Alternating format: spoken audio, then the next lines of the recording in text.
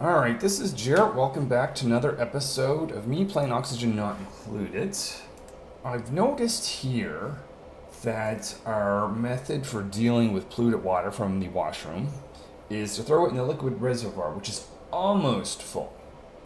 That's a problem. Now, I could just add a second one, which I'm going to have to, and I could just leave it for another period of time, but I think it's time to deal with this.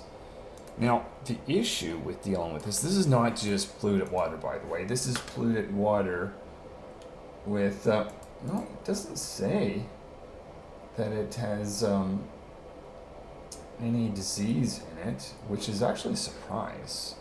I don't know if that's a game bug or, no, it does. Okay, there it is. So it was just a view that I had. It definitely has food poisoning. So we don't want to push this, for instance, into this area because food poisoning will go into the air. This is going to pump it to the rest of the base. People are going to get sick. So just going to sum this up is don't build this in a hot area. So while they do this research, or rather, while they construct that thing, I am going to need more research to complete this project. I'm going to need a clock cycle, or a cycle clock, and we'll see how I use that in a moment. Alright, so research is complete. I'm going to need 2 clocks. I'm going to build that out of lead, which I've dug out. I'm going to put not symbols. I just want to briefly say that not symbols are not strictly required. If you don't have them, just have the opposite clock settings as me. I don't believe I explained this while I was playing the game. If I have a door that's open under a reservoir, that reservoir cannot send water out. It can still accept water into it. So that's what property I'm using right here. So polluted water is going to go down into this water sleeve. Turn to water. That water will still have disease in it.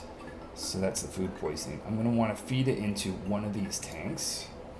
This tank is then going to feed to another tank. Now, I'm just going to disable this building because I don't want the whole process to be happening right yet. Okay, so this tank then is going to be feeding this sleeve. And for reasons I'll explain later, this can overflow. So I'm just going to have that drop down here. And for the short term, that's just going to fill up this area. We'll have to deal with that in time, but let's just leave that because that's going to take a while. All right, so at this point, I'm going to make this system, I'll show that later, get rid of the food poisoning. So inside, at this point, this water here is going to be clean water ready to be used. That can just go right back into these. So this is a full cycle. Okay, so this part here is, this is where chlorine, actually I have a little bit of chlorine here. I want to bring this into this room.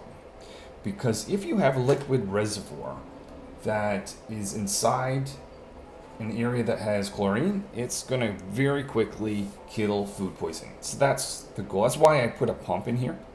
So I'm going to seal this area off. I'm going to make it a vacuum. I'm going to pump all the air out. And then I'm going to pump some chlorine into it. And I'm going to put a timer such that, because it's, the way this will work is this has to sit in this tank here and completely drain before it gets filled with anything that has a little bit of disease in it, or food poisoning.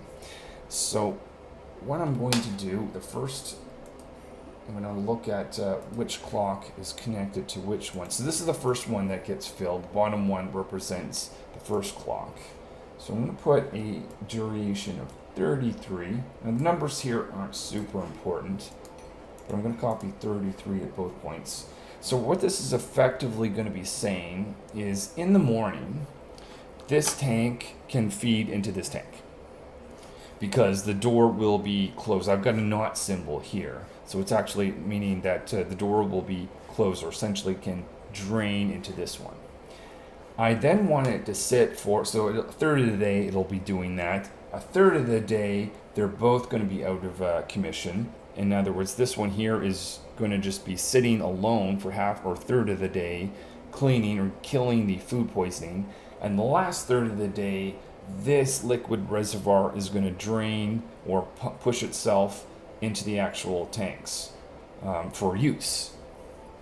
So this clock here is going to represent this one.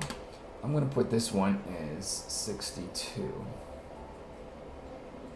And it's the particular thing that's important here is this will stop before this one gets to fill, because if this one was starting to drain its clean, purified water into the system before this one is going to put in the nasty germ thing, once this nasty germ-filled water goes in here, and then stuff continues to go out, you're going to be putting stuff out here. So that's what I want to avoid, and that's essentially how this works. Now, before you close all this off and go through the effort of pumping it, this is where double checking things is useful. So Alright, I get a little wordy in this section, basically saying double check your gas, liquid, pipes, and automation before you seal it off. Also putting in a wire in there, that's not necessary, but I'm just worried the game may change things in the future, so that's why that's there.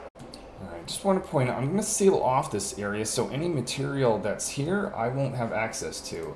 So anytime that happens, I generally will build a storage bin in the area, hit sweep only so they don't put in any random stuff. Mark the stuff to be swept, they'll take it out for me. Now I can shut this off with knowing that I'm not wasting any material. So while they do that, I'm going to have someone dig down here so I can get this chlorine. I'm going to need to filter that so I can make sure I do get just chlorine.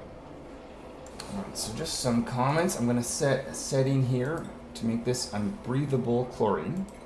Okay, it got wordy again, but I'm basically saying I'm going to use the small wires where they're temporary and the large ones that are going to be permanent. That's it. Process of pumping this out. Now I do not want to pump the chlorine in there until that this becomes a vacuum. Otherwise I'll have a mix of gases. Alright, looks like we have a vacuum. I'm just going to go to the oxygen overlay here. Actually, no, the temperature overlay. Usually that you can see if it's blue, if it's in a vacuum, or you can scan around. That whole area is a vacuum. Now, be very careful. This has gotten me so many times when I've built this system. Make sure you stop that fan from pumping out, because if you put your chlorine in now, it's just going to be pumped back out, and that's just annoying. So let's disable that pump. This pump's just going to stay in there forever. I'm not so concerned. I'm now ready to put chlorine in. Alright, so chlorine is starting to make its way in. With that, I'm just going to refactor this bin here to bring in, reduce the size, but I'm going to have this as filtration, similar as here. Actually, why don't I just do the similar thing here, hit copy, and do that so they can start bringing sand in there. We can now enable this. So the amount of chlorine does not appear to me to matter. That's always subject to changes in this game, but right now I believe that's going to be effective enough. So I'm just going to pause it so I can watch this. They are idle, but whatever. So water is going in there. It has germs. You know, it's sort of like balancing. It's killing the germs, but as more water that has germs goes in, it kind of it keeps coming up. So that won't really get in balance until this blocks off. This is why there's two systems. So once water gets in here, this will stop sending water in, so it has a chance to fully kill everything, fully flush out, and then go back into the system. And as I mentioned, the only thing that's going to happen over a long term, this will start to fill up and excess water is going to drain in here. So the idea is, because so water will go up in this direction, it's going to choose to go into this system if it can. If it can't, aka this reservoir is full, this will continue on this direction and essentially go to overflow, which we'll deal with sometime in a later episode. Alright, let me just do a double check here to see if I've got everything, and if so, I'll consider this a success. Quick note, I did forget to axe the input pipe to that system. We'll do that in the next episode, which I'll see you soon.